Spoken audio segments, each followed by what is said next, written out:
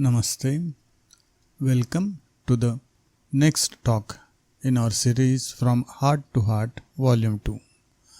These are talks and questions and answers from the proceedings of the seminars of Sahaj Marg given during September-October 1987 at France, Madagascar, Switzerland by Pujya Shri Parthasarthi Rajagopalachari, lovingly known as Chariji Maharaj.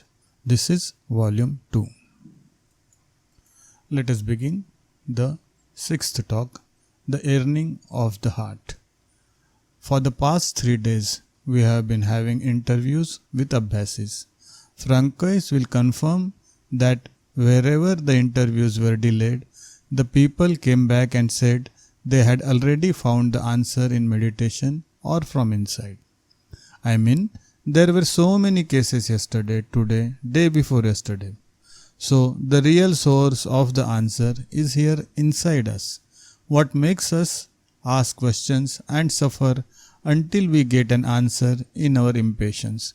So the basic problem about these questions is our urgency as we conceive it, you see. I have a question now. I must have an answer now, and I refuse to wait. So this is the problem, and if we are wise, you know the old English saying, sleep over it. The answer comes. So don't unnecessarily be worried about these questions. Most of them have no relevance to our existence. We must remember that human beings have lived for hundreds of thousands of years, and for most of that time, nobody asked any questions. They just exist. This business of questions and answers is a phenomena of the intellect, a typical modern disease, because we don't know even what questions to ask sometimes. Because there are vital questions, there are irrelevant questions. What is a vital question? Well, if you take a primitive society when man had to kill something to eat, the vital question was where to find the animal and how to shoot it or kill it, not about how the animal came and Genesis. I think that old saying that Satan finds mischief for idle hands to do can be rephrased for modern times. Satan finds questions for idle minds to ask. Because when we are fully occupied, we have no questions. It's a fact. We all know it. Very often I have found in the time of my master and now, it is the people who don't meditate who want to know how to meditate. It is the people who don't clean themselves who are worried about blockages, grossness. So, the true answer to our questions is not answers but doing. How to cook. Suppose your daughter asks how to cook. You don't give a lecture on how to light the fire and put the vessel on the fire and put water into it and pour barley into it. You do it and show her how to do it. So practical questions can be answered by doing things for you and showing how it is to be done. That is what the master does.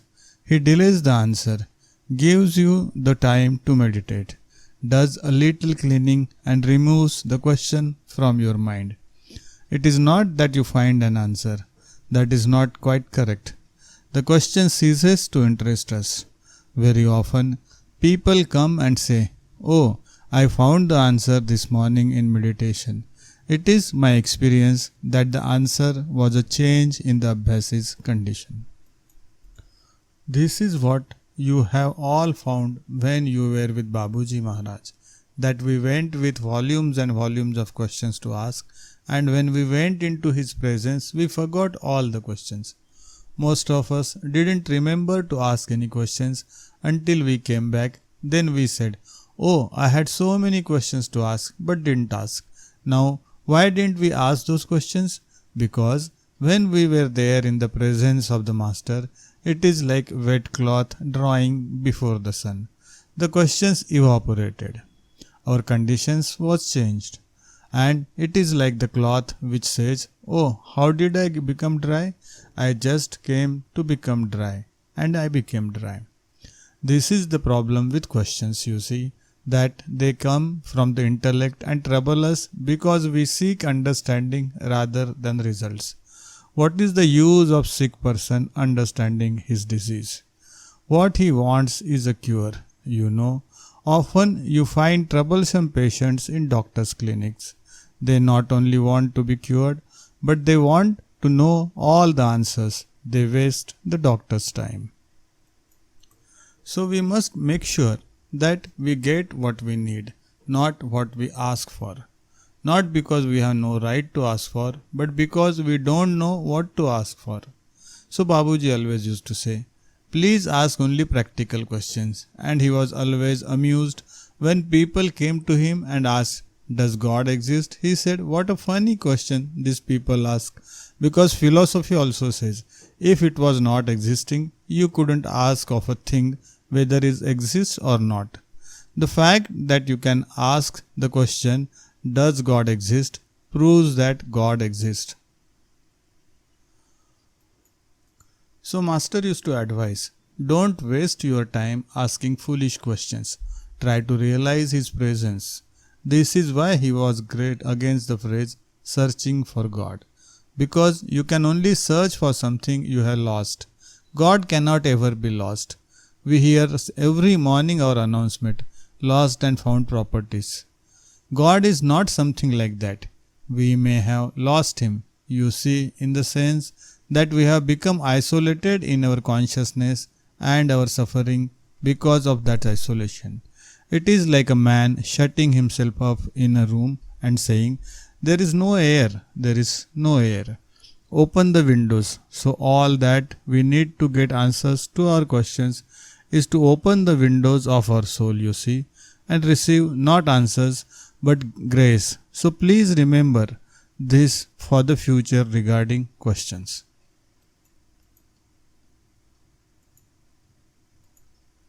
The second thing is, in the last 2 days, I have had a host of people coming to me with the complaint that there is a blockage in their heart. Now there is one thing we must understand. There cannot possibly be anything inside me which some outer or external agency has put inside. We must have done it ourselves. Now, it is not a physical thing like bad food or bad water. It must be mental. So, most of these blocks that we feel are mental blocks. So, we have to clean and remove it. Then they say, oh, it is so bad. I am not able to even meditate. It is as if, what shall I say, a tragic, as comic as a sick man saying, I am too sick to take medicine. It has gone to be done. It has got to be done. And very often people come and say, oh, I haven't been able to meditate for 1 year and I have no results. This is even bigger contradiction, that we expect results without doing anything. I mean, these are all the experiences of the last 2-3 days, and it's causing me much, what should I say, sorrow. That Abbasi's don't meditate for 2 years and then complain that they have no results. When you ask why they don't meditate, they say they feel blocked. How did this block come? Maybe I did something wrong. Are you continuing to do it wrong now? Yes, unfortunately. Why do you continue to do it? Because I am not meditating. You see, it goes round and round in circles. So what should we do about these things? After all, we are asked to meditate a maximum of 1 hour in the morning, 15-20 minutes cleaning in the evening, and 10 minutes prayer at night. We don't have the time for this, or we don't have the inclination for it. Even when Abbasi came and told me that every time he wanted to meditate, he found something else to do. Now, how is it possible to find something else to do when you have something to do already? It only means the mind is not on meditation. So the only remedy was to advise him, please do it. So you see how ridiculous this situation is, that we create all these problems by misunderstanding, by misapplication of the will. Because there is one thing which Babuji always used to emphasize, that If you have the willpower to apply at all to anything, it must be applicable to anything that you want to do. So, if you cannot do one thing and can do another thing with the same willpower, it only means that you want to do one thing while you don't want to do other. The willpower is not lacking and it is not to be blamed. So you see, essentially, the inability to meditate is not really an inability to meditate, but an unwillingness to meditate. Babuji has told so many abhyasis in my presence. He said, if my meditating for you could benefit, I would do the meditation also for you gladly. But it is as silly as saying, if I could eat for you, I would eat for you. You must eat, so please try to understand this, that whenever we say we can't meditate, we don't want to meditate, because there is nothing in nature which can oppose a determined will. And what is necessary is to reassign our priorities and do the meditation. If you do this, you will find there are no more questions. The path to the goal becomes smooth and progress is as assured. The second thing about questions I have also referred to in the past, that they are generally desired based. So whichever way you look at it, a question has no meaning. So that is why we try to avoid answering questions immediately, and intellectual answers have no relevance to our life. I remember Babuji once answered a young man who asked him a question, does God exist? So Babuji asked him, suppose I say yes, will you accept it? Then I said, why do you ask him this question? He told me, this boy must have asked this question of 100 people already, and whether I say yes, God exists, or no, God does not exist, it conveys nothing to him. So you see, the fact that question is answered need not convey anything to us automatically. One man came to me who was a troublesome prospective abhyasi, very argumentative. He asked me a question. He said, are you a fool? I said, yes, of course I am. Then he said, how can you answer like this? I said, when you ask me a question, I answer the truth. He said, no, but you are in this position in which your master has placed you. How can you give such an answer? I then asked him, what answer did you accept? He said, no, I thought you would say no, I am wise. And I would have said, no, you are damn fool. So I told him, I have saved you that trouble. You know, the surprising thing was that he was so impressed he became an abhyasi. So what was it that impressed him? What was it that impressed him with the answer? A twist of the intellect, that's all. So why I am giving this example is to show you another facet of human behavior. The questioner is not necessarily impressed with the answer. They are generally impressed with the way in which it is answered. That is why if somebody asks, does God exist? And you say, yes, he gets up and goes away. But if you sit for 3 hours and talk of Kant and Schopenhauer and Nietzsche and all this nonsense without answering his question, then they are very impressed. So they don't want answers. They are really testing your knowledge. So now a master has a right to refuse to have his knowledge tested, or at least you don't be capable of testing it in the right way. So I think generally these masters, like my master Babuji, Lalaji, it is not that they don't want to answer our questions. They are waiting for the right question to come, which will really prove to them that here is a man who can test my knowledge, test my capacity, test my spiritual approach. And then they will probably hug us and accept us. It is said, know a man by the question he asks. So that is why Babuji used to be disgusted with people who asked very lewd questions, low questions, at the lowest level of existence, questions about sex and this and that. He was disgusted now because he was a prude, or because the subject is dirty. He was sad that a human being who should think of something high in thinking of something so low, that you should go to a master and ask such questions. This was his sadness. I know many people misunderstood it and said, "Aha, these Hindus, they have a closed mind about sex." It is stupid, I have said, I think in another context, in another place, that if you want to really know about sex, go to a Hindu. The Europeans don't know even the first thing about it yet. I mean, the Hindus have written books thousands of years ago about sex which haven't been discovered here yet. So, it was not prudery, it was not any sort of unwillingness to talk about this subject. It was sorrow. It would have been like going to Einstein, for instance, and saying, "What is 2 plus 3 equal to?" or going to God and asking for a packet of peanuts.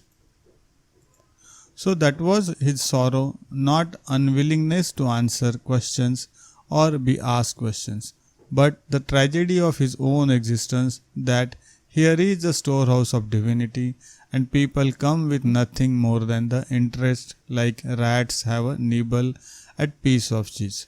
Of course, I don't suppose that tragedy can be easily removed, because they, people like the masters, are for such a high descent, it would not be perhaps possible to find any single questioner who could ask them the question that they are waiting for. So that is why I have referred to a master's life as a tragic life in this sense. Those of you who are parents know how delighted you are when your child asks an intelligent question. Why are you delighted? And why are you annoyed when the child asks a stupid question? It is the same thing that happens to master. We are all his children and he expects at least once in a way an intelligent question from us. But unfortunately, such masters are doomed to disappointment. I think most of the time. Even Einstein has said, it's not necessary to know the right answer. It is necessary to know the right questions. So, if you want something from the master, know what to ask for. And I will assure you, it is one of the most difficult things on earth, because it is not a matter of knowledge. It is not a matter of search of the intellect of race, consciousness or anything like that. It is a question of the yearning of the heart. When that is there, you know what to ask the master. Not what I want to change, how to get rid of my headache, how to get this done, whatever, whether I should move my house or not. But such a person would go straight to the master and say, "Master, I have one thing to ask you." And the master may say, "Yes, what is it?" And this man should be able to say, "I want you." That is the only thing. Thank you for listening. In the next narration talk, we will start the 7th talk, The Secret of Laughter. Thank you once again.